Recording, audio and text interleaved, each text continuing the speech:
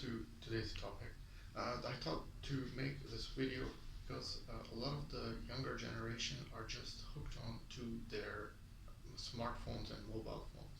So this video is for anyone who uses a smartphone and a mobile phone regularly. And I have created playlists already, and if you want to dig deeper into a particular topic for you. Also, I am enclosing inside the video's description box link to my website, uh, which is from an old website, so a detailed list of everyday videos that I make, that I have made, and take the viewing pleasure from there because it's much easier. You can't show all the videos on the YouTube platform, so I've created a website where you can see anything you like at a click of a button. Now let's talk about the case of Adriana Stacy. She says that she'll never buy a smartphone for any of her children. It's a personal choice born of professional experiences. Stacy is a psychiatrist who works primarily with high school and college students. And her practice, she routinely asks new patients to swipe open their photos and show her how much screen time they're clocking per day. And she says that I rarely find that's the under 9 hours. So they're using 9 hours daily on their mobile phones, being checking what are the updates. In 9 hours, any human can do a lot of update and productive work daily. She often urges those patients to delete one app and take it from there every app per day so that they are less inclined to use their social media. But to some people who land at her office, thought of not keeping up Snapchat streak is almost impossible. So there are a lot of teenagers who just are glued to the Instagram app, and that is just ridiculous. I have said that we cannot go any further with the treatment until you and your smartphone goes down. The using of the smartphone usage goes dramatically down. So she tells her patients, you have to dramatically stop using your smartphone. And that's the idea behind Stacy's thought process on usage of smartphones. If they want one, when they turn 18 years old, when they have a job, then they can afford to use a smartphone. Not before that, because it takes the teenagers in the wrong direction. And I totally agree with that. Stacy is a hardliner in a war being waged at homes everywhere as grown-ups attempt to limit smartphone use that they believe can be harmful for kids. Even as they struggle to establish healthy habits with their own phones. And the big surprise, the parents aren't winning. It's actually the kids are winning because they're using their smartphones regardless. Because it's not just children they're up against, but also technology industry pushing products that insiders are designed to stay addictive, and a society that has largely capitulated to the norms and urges of expectations of all those phones and apps and devices created. Even at 53% of American children have smartphones of their own by the age 11. So that's quite shocking in 2019. By the time they're 16, 89% of these kids have one. So the numbers are just going up.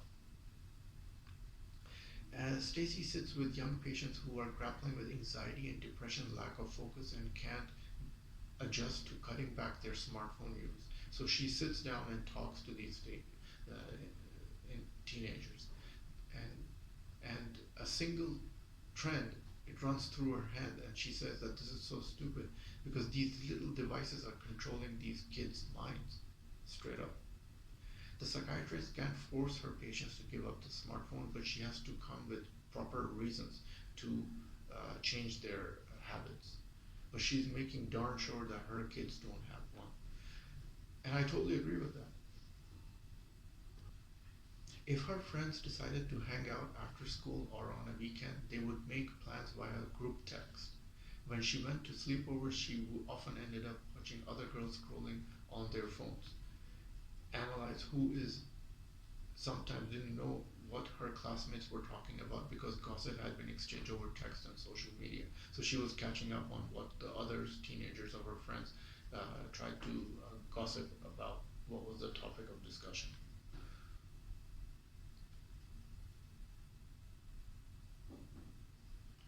Also, things like activities like dance competitions in middle school, on competitive teams that included girls from different schools.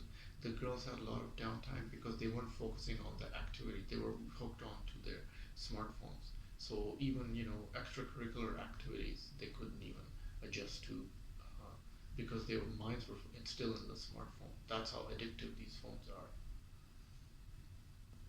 But then one of the kids realized that she rather talk to people than to talking to chatting on text via phone, and that's what happened with one of her patients, as Stacy convinced her totally. What really troubles everyone is that we are giving devices and products and apps that are designed to be addictive to children, referring to whistleblower accounts of algorithms devised to maximize attention or user addiction. And then we're expecting them to self-regulate and getting upset when they do stupid things. So it's a double-edged sword.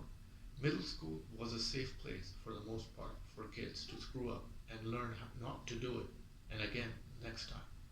We've just taken away the safety net of messing up without being blasted and on or shamed across all digital platforms.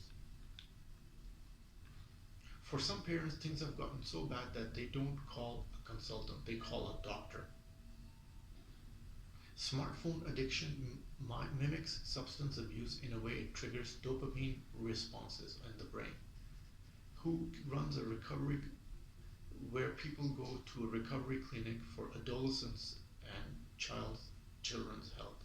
This is the effect that repercussions are having. A lot of the cases where these parents are afraid to limit screen time because of it gets to the point where suicide claims will be made, they say. Another problem is parents aren't setting much of an example. Some are unwillingly to modify for their smartphone use. If you want your child's behavior to change, you have to change your own behavior first. That's why we wish parents would create smartphones rules for the whole family before the device becomes a problem. Well, I'm just gonna round up the topic, and I thought I brought this issue at close to the heart because this is very troubling, and it's just you have to control your limit time. Like even if I sit on a smartphone, I make sure it's about 2 to 3 hours in a day, and then I just do something else, something more productive. Well, as always, and see you next video. Enjoy this video? Then must have a look at these videos.